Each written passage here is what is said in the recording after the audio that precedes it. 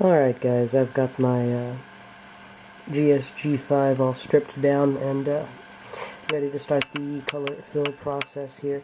The area I'm going to be working today, if I can actually get it to macro and adjust, is this area right here, the GSG5 and then the caliber raking. As always, when you're doing color fill, first thing you want to do is get all the grime out of the area you're going with, so get you a paper towel, something kind of fun like that, and then I'm going to be using some of the Testors paint thinner, so bear with me while I one-hand this while trying to operate a camera simultaneously. Just get a little bit on the pad itself and then just kind of go after it. You can pretty well guess where this is going. But just make sure you get in there nice and good. Get a good solid clean going. But make sure you're kind of pushing hard, trying to get down into the cracks. This is probably the only step where you're going to want to push hard. But don't mind the tactical battle tape.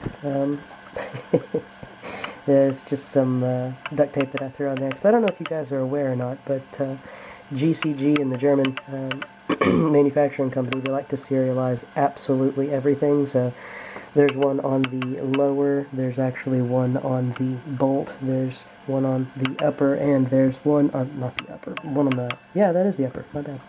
It's just on the magwell of the upper. But then there's also the serial number on the barrel itself. But they've all got really cool little German eagles, like a little iron eagle thing off to the side too. So I don't mind so much, but like every freaking part of this gun is going to have a serial number on it. So if you do any recording just for safety's sake, you know, I've got my serial numbers covered. Alright, now that we've got that all hunky-dory, nice and happy, make sure it's good and dry.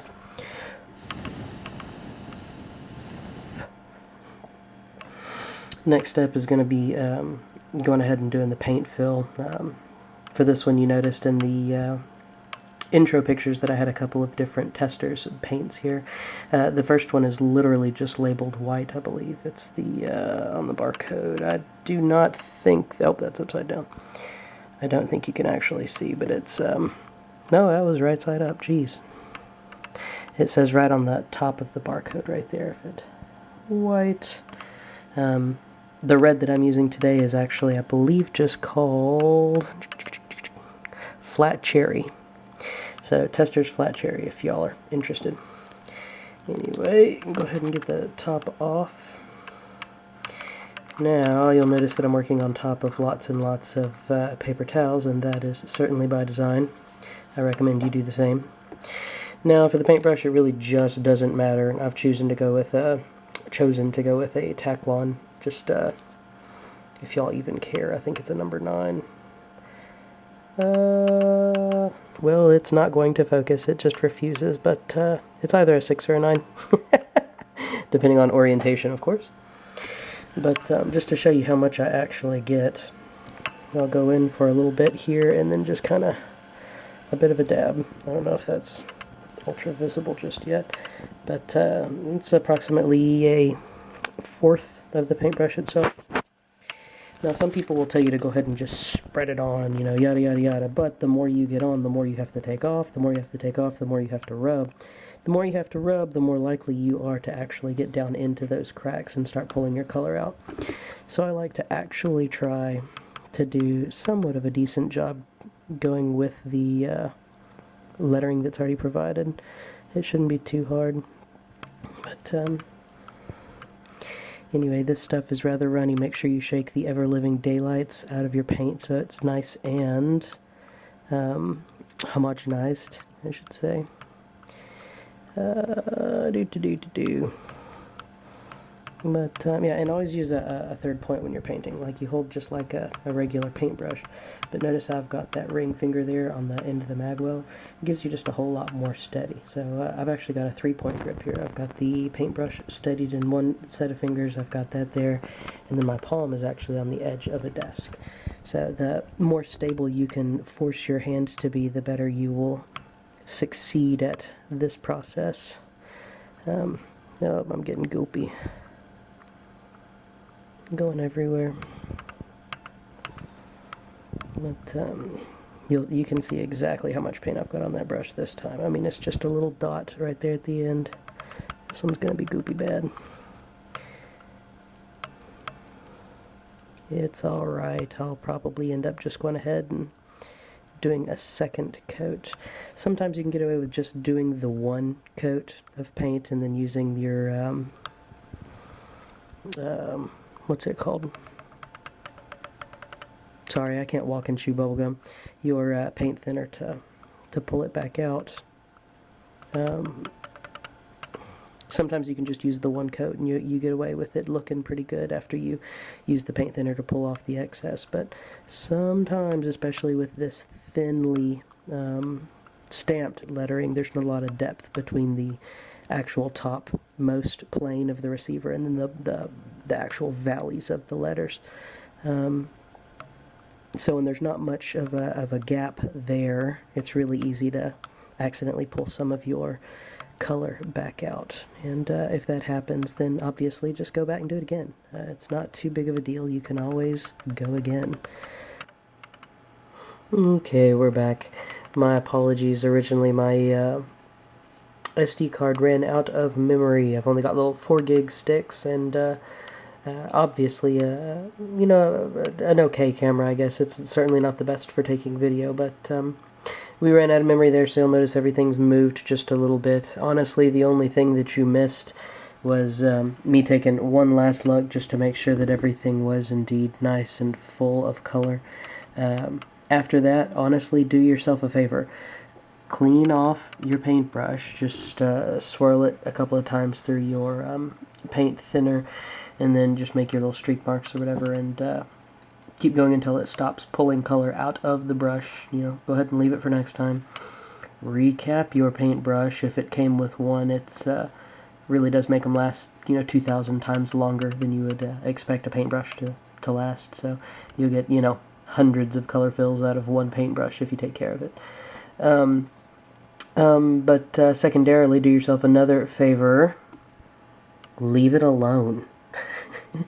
Just sit there, let it dry, go mow the lawn, go do a load of laundry, go do something. You know, it takes a solid 15 minutes for it to actually get a good hard top layer on the paint, but the bottom is still wet. You know, you're going to be taking off that top layer with the paint thinner here in just a minute, so go ahead and let it fully cure. I don't know if, you know, that's going to be an hour in, you know, your time zone and weather climate or what the deal is, but you know, I'm going to go ahead and go do some laundry. When we come back, by the magic of screen editing, we'll be ready to go ahead and start doing a little bit of cleanup work. So bear with me, be back with you momentarily. Alright guys, just got back from dinner and figured I'd go ahead and finish this one up. It's been about an hour and a half, maybe 2 hours now, and I don't know if it will actually focus and let us see here, but it should be nice and dry with no, well, it's not going to focus for us. Awesome. I need a new camera. Anyway, it should be nice and dry and ready for us to go ahead and give an attempt to wipe off the excess and go ahead and reveal that awesome lettering and coloring. One of the things I'll say here is that, you know, use a nice clean little piece of paper towel every time. Notice I've got me a little stack of 4 or 5 there ready to rock. Each time you go over it and then kind of wipe off the excess, you're going to be using different areas, and it's just easier if you've got a bunch of clean ones laying around ready to go. The other thing I wanted to talk about is how much to actually put on the paper towel. If you put a whole lot of the thinner on the paper towel, then you're going to have a whole lot on the piece. I know that's pretty obvious, but the more you have on there, the less control you have. So just kind of keep things limited a bit there. Typically what I do, mine came with this little stopper thing. That's not the actual lid, that's just the to keep it from all escaping. There's it's got its own little lid on it, but then it also has a secondary stopper, and what I do is I kind of shake it a little bit and gets a lot on that stopper.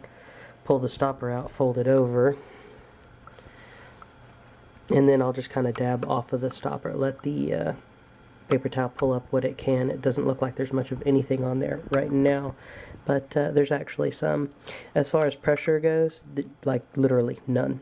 Like just the weight of the paper towel is all you need. I don't know if it's best to go unidirectional or if you should do any kind of scrubbing, or I haven't really experimented. Maybe somebody in the comments has more experience than me, can actually start giving us a little bit of idea of what's the best method as far as removing the excess. But I've found if I go unidirectional, it usually does pretty good. You usually get pretty good results on it. And it does. It just takes a little bit of time. You just kind of keep going and going and going and going and going and going. I'm rambling. My apologies. But once you start to get a little bit dirty, then I always go to a different area of the paper towel and give one solid wipe across. Kind of hard to see, but there's a little bit of red on there now. That's the wipe area. That's the pull area. But, yep, and now I'm going the opposite direction. But you just want to use the bare minimum required thinner to get it all off.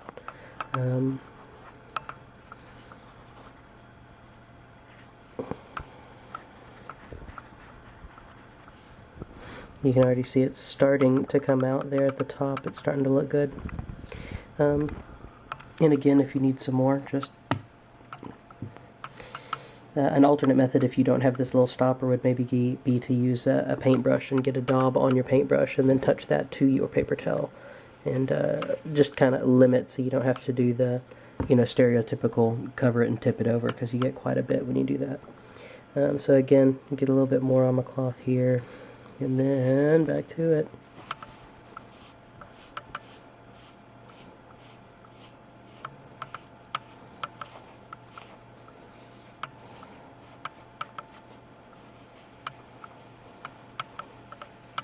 And like I said, I'm putting almost no weight on it. I mean, I'm putting slightly more than what you see there, just holding paper towel down.